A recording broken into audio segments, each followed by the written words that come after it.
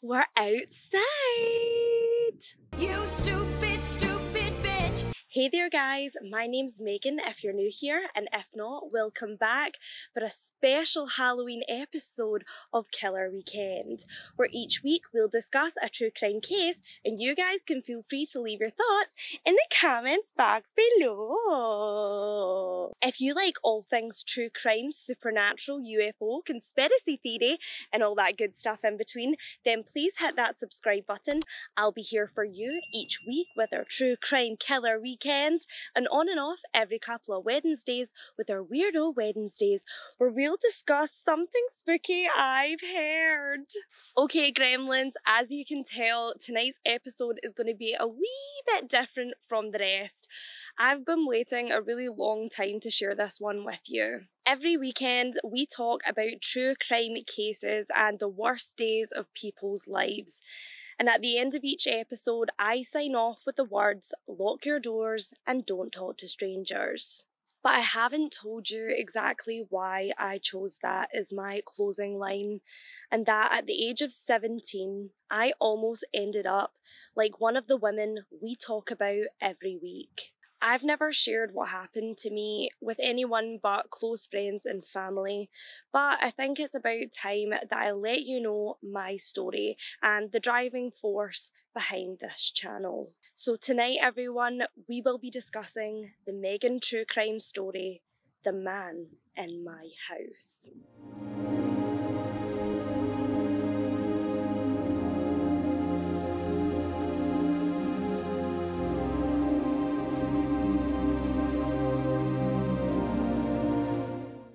Growing up in Glasgow was definitely an experience. It's well known for its sketchy gang activity in the 70s and 80s, but for those of us who lived there, it's simply our home. My friends and I would play Kirby in the street, and despite its startling crime rate, we never felt like we had to look over our shoulders. My high school was a mixed bag of kids from different backgrounds. It was a new building with the word academy in the title, which, believe you me, made it sound a lot posher than it actually was. In fact, it was commonplace that the lunch hall would erupt with hundreds of screaming teenagers as two Neds, that's slang for non-educated delinquents, flew across the lunch tables fist first. But St Trinian's school aside, I was one of the lucky ones. My mum owned a hair salon and my dad was a graphics designer, which meant that we could afford a 3-bedroom house in the nicer area of town. Our family home was a new build in a quiet suburban area, only a 25-minute walk from my school. I'll never forget my first Halloween there, with neighbours and their massive inflatable spiders and skeletons hanging from the windows. It was seriously a dream. Well, for me it was a dream. Probably for most children it was a bloody nightmare. I always felt like being raised in Glasgow made me a wee bit tougher than the rest. In the winter I would walk home from my friend's house after dark without a care in the world, and when the boys at school would bully me for having my big buck teeth, I would give it right back to them. I thought I was invincible, but really I was just stupid. It was a normal Thursday, and for my last class of the day, I had a free period. And instead of hanging out with the creepy librarian, I decided to walk home before it got dark. Speaking of creepy teachers, at least 3 staff members of that school would later be convicted of child sex offences, so really, it's a miracle that I made it out alive. Anywho, I started on my walk back home, and it was a lovely wee autumn day. I had to cross over a little bridge, and I must admit, in October, the place almost looks pretty. My parents worked past 6 p.m. on most weeknights, and my sister was out for the night, so I had no real reason to rush home. So I just toddled along, looking at the amber leaves blowing along the pavement. The roads weren't too busy, so I was able to listen to Blink-182's I Miss You on my iPod without much interference from nearby cars. Here I was, literally just strolling along, completely oblivious to the man that was following me home. There was always one part of the journey I absolutely dreaded, and it sounds made up, but I promise it's 100% true. I used to have to walk past Lavendale Hospital, which was a mental health facility which at the time housed some pretty scary characters. They also had like this weird gift shop where they would sell sweets to the public. So me and my friends would pop in, mingle with the patients, whilst buying a Snickers. Yes, that's concerning. Sometimes, if you listened really closely when you walked by, you could hear the patients screaming inside. But after my horror walk back to my house, I got inside and locked the door quickly behind me. Now, my door had a sensor on it and it would make a little tune like doo-doo-doo every time you opened and closed the door. As I walked in the living room, I was greeted with my chubby little chihuahua, Tyson. God rest his soul. Given the nickname Ty-Ty by my family, he was a chonky wee boy, but he absolutely despised all men. Seriously, he was not friendly. And the first thing I did after getting inside, and if you're a girl or a drag queen, then you will know how satisfying it is to whip off your tights the minute you get in the door.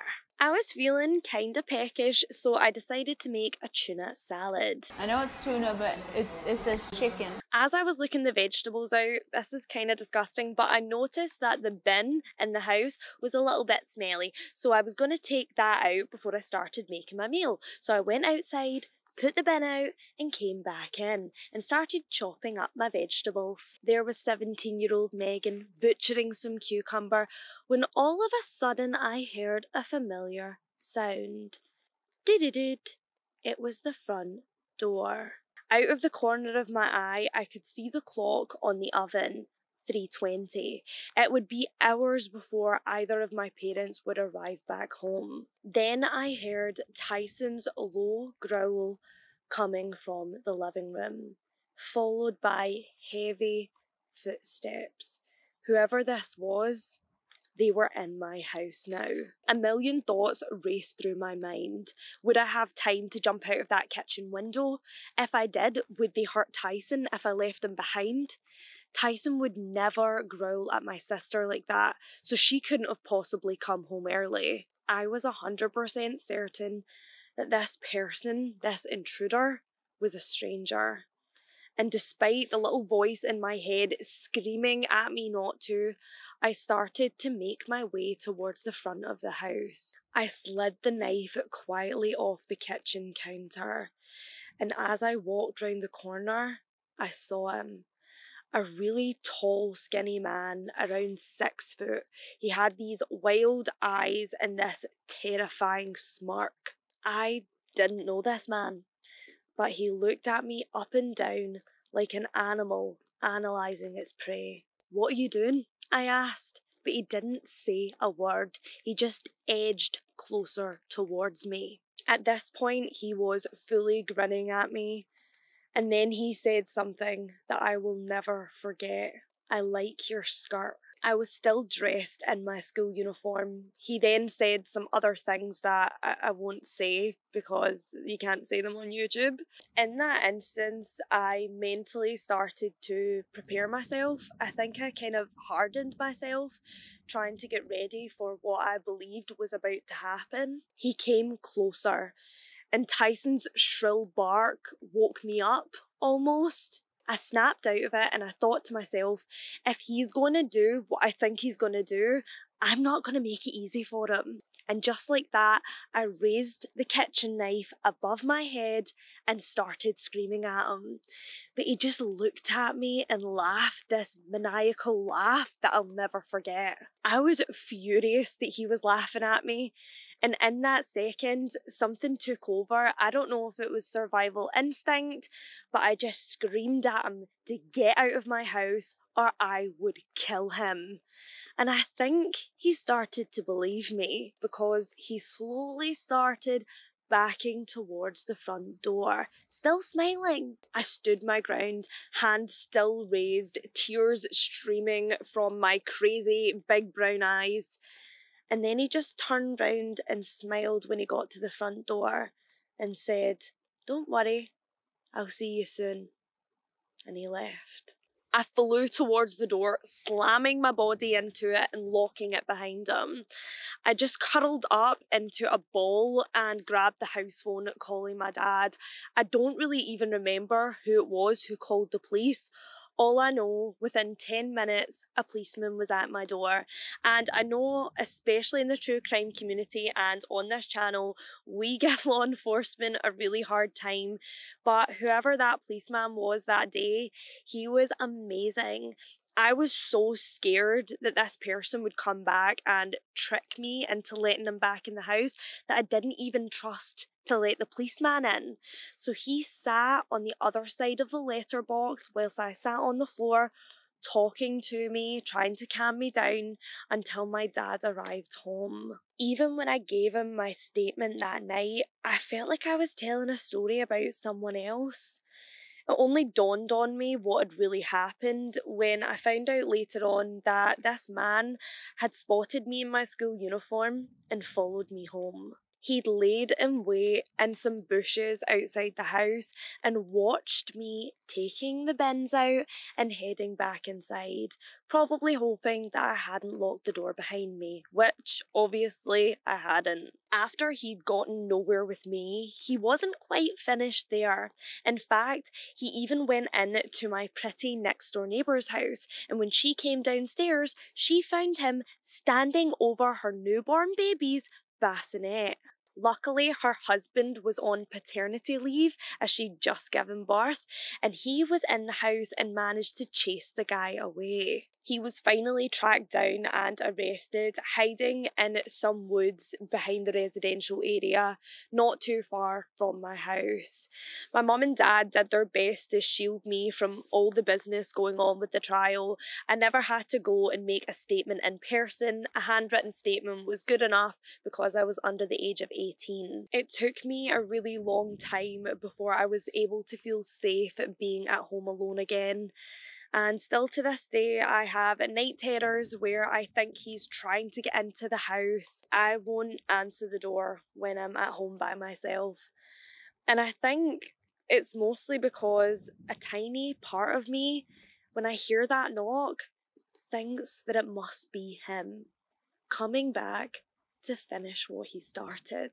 So when I say lock your doors, do it. It only takes one slip up for evil to walk into your world.